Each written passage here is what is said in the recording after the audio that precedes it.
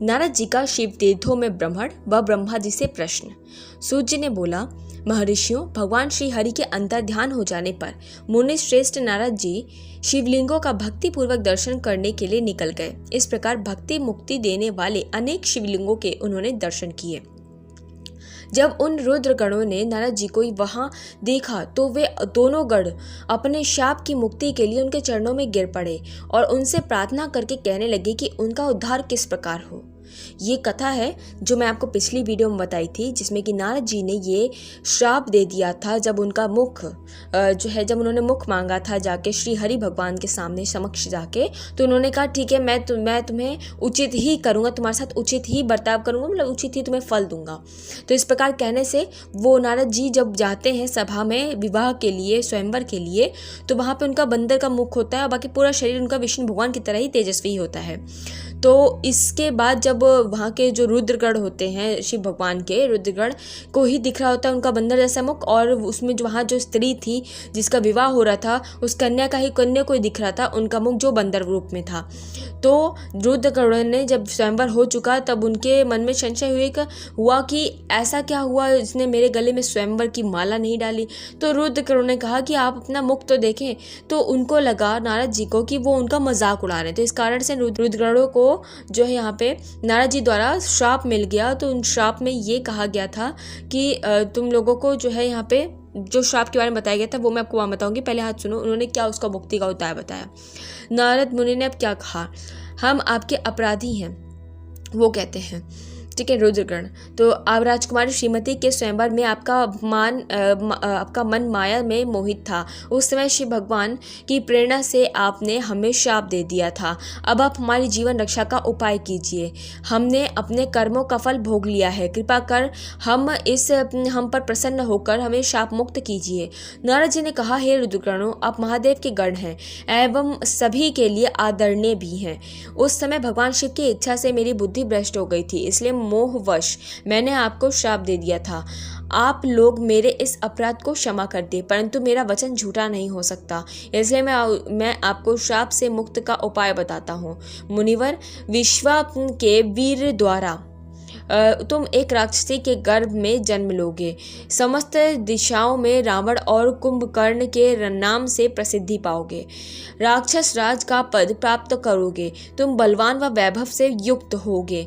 तुम्हारा प्रताप सभी लोगों में फैलेगा। समस्त ब्रह्मांड के राजा होकर भी भगवान शिव के परम भक्तों में होगे। भगवान शिव के ही दूसरे स्वरूप श्री हरि विष्णु के अवतार के हाथों से मृत्यु पाकर तुम्हारा उद्धार होगा तथा फिर अपने पद पर प्रतिष्ठा हो जाओगे। सूत जी ने कहा कि इस प्रकार नारद जी का कथन सुनकर वे दोनों रुद्रगण प्रसन्न होते हुए वहां से चल दिए और नारद जी भी आनंद से सराबोर हो मन ही मन शिव जी का ध्यान करते हुए शिव तीर्थों का दर्शन करने लगे। इसी प्रकार भ्रमण करते करते वे शिव की प्रिय नगरी काशीपुरी में पहुंचे और काशीनाथ का दर्शन कर उनकी पूजा उपासना की। श्री नारद जी शिव जी की भक्ति में डूबे, उनका स्मरण करते हुए ब्रह्मलोक को चल दिए। वहां पहुंचकर उन्होंने ब्रह्मा जी से आदर पूर्वक नमस्कार किया और उनकी स्तुति करने लगे। उस समय उनका हृदय शुद्ध हो चुका था और उनके हृदय में शिव जी के प्रति भक्ति भावना ही थी और कुछ नहीं। नारद जी ने बोला, हे पितामह, आप तो परब्रह्म परमात्मा के स्वरूप को अच्छी प्रकार से जानते हो। आपकी कृपा से मैंने भगवान विष्णु के महात्म्य का ज्ञान प्राप्त किया है एवं भक्ति मार्ग, ज्ञान मार्ग, तपो मार्ग, दान मार्ग और तीर्थ मार्ग के बारे में जाना है, परंतु मैं शिव तत्व के ज्ञान को अभी तक नहीं जान सका। मैं उनकी पूजा विधि को भी नहीं जानता हूँ, अतः अब मैं उनके बारे में सभी कुछ जानना चाहता हूँ। मैं भगवान शिव के विभिन्न चरित्रों और उनके स्वरूपों तथा वे सृष्टि के आरंभ में, मध्य में किस रूप में थे, उनकी लीलाएं कैसे होती हैं और प्रलय काल में भगवान शिव कहाँ निवास करते हैं, उनका विवाह तथा उनके पुत्र कार्तिकेय के जन्म आदि की कथाएं मैं आपके श्रीमुख से श्रवण करना चाहता हूँ। भगवान शिव कैसे प्रसन्न होते हैं और प्रसन्न होने पर क्या क्या प्रदान करते हैं, इन संपूर्ण वृत्तांत को मुझे बताने की कृपा करें। अपने पुत्र नारद की यह बातें सुनकर पितामह ब्रह्मा बहुत प्रसन्न हुए। तो अब ब्रह्मा जी ने क्या कहा? ब्रह्मा जी द्वारा शिव तत्व का वर्णन देखिए किस प्रकार होता है। ब्रह्मा जी ने कहा, हे नारद, तुम सदैव जगत के उपकार में लगे रहते हो। तुमने जगत के लोगों के हित के लिए बहुत उत्तम बात पूछी है, जिनके सुनने से मनुष्य के सब जन्मों को जो पाप है उनका नाश हो जाता है। उस परम ब्रह्म शिव तत्व का वर्णन मैं तुम्हारे लिए कर रहा हूँ। शिव तत्व का स्वरूप बहुत सुंदर और अद्भुत है। जिस समय महाप्रलय आई थी और पूरा संसार नष्ट हो गया था तथा चारों ओर सिर्फ अंधकार ही अंधकार था, आकाश व ब्रह्मांड तारों व ग्रहों में रहित होकर अंधकार में डूब गए थे, सूर्य और चंद्रमा दिखाई देने बंद हो गए थे, तभी सभी ग्रहों और नक्षत्रों का कहीं पता नहीं चल रहा था। दिन रात अग्नि जल कुछ भी नहीं था। प्रधान आकाश और अन्य तेज की जो शून्य हो गए थे। शब्द स्पर्श गंध रूप रस का अभाव हो गया था। सत्य असत्य का सब कुछ खत्म हो गया था। तब सिर्फ सत्य ही बच गया था। उस तत्व को मुनिजन एवं योगी अपने हृदय के भीतर ही देखते हैं। वाणी नाम रूप रंग आदि की वहां तक पहुंच नहीं है। उस परम ब्रह्म के विषय में ज्ञान और अज्ञान के किए गए संबोधन के द्वारा कुछ समय बाद अर्थात सृष्टि का समय आने पर एक से अनेक होने के संकल्प का उदय हुआ। तब उन्होंने अपनी लीला से मूर्ति की रचना की। यह मूर्ति जो थी वो संपूर्ण ऐश्वर्य तथा गुणों से युक्त, संपन्न, सर्व ज्ञानमयी एवं सब कुछ प्रदान करने वाली है। यही सदाशिव की मूर्ति है। सभी पंडित विद्वान इसी प्राचीन मूर्ति को ईश्वर कहते हैं। उसने अपने शरीर से स्वच्छ शरीर वाली एवं स्वरूप भूता शक्ति की रचना की। वही परम शक्ति प्रकृति और गुणमयी और बुद्धित्व की जननी कहलाई।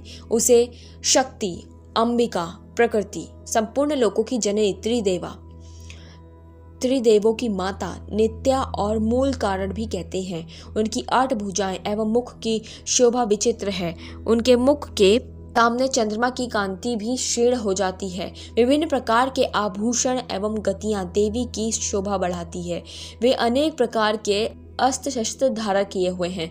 सदाशिव को ही सब कुछ मनुष्य परम पुरुष ईश्वर शिव, शंभु और महेश्वर कहकर पुकारते हैं।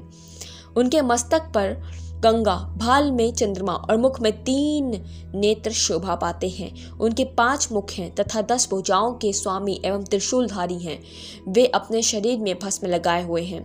उन्होंने शिवलोक नामक क्षेत्र का निर्माण किया है। यह परम पावन स्थान काशी नाम से जाना जाता है। यह परम मोक्षदायक स्थान है।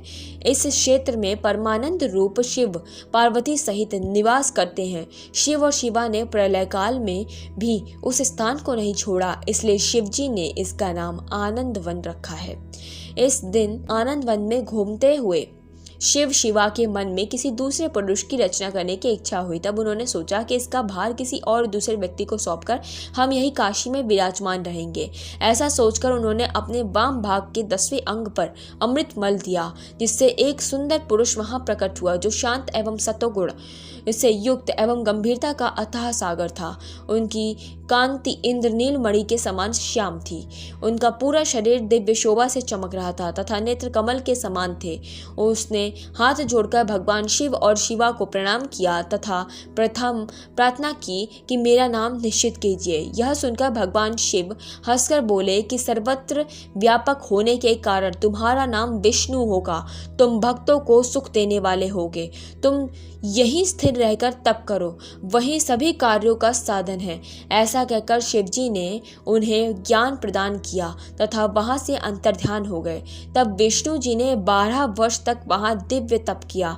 तपस्या के कारण उनके शरीर से अनेक जलधाराएं निकलने लगी। उस जल से सारा सूना आकाश व्याप्त हो गया। वह ब्रह्म रूप जल अपने स्पर्श मात्र से पापों का नाश करने वाला था। उस जल में भगवान विष्णु ने स्वयं शयन किया। नार अर्थात जल में निवास करने के कारण ही वे नारायण कहलाए। तभी से उन महात्मा से उन सब तत्वों की उत्पत्ति हुई।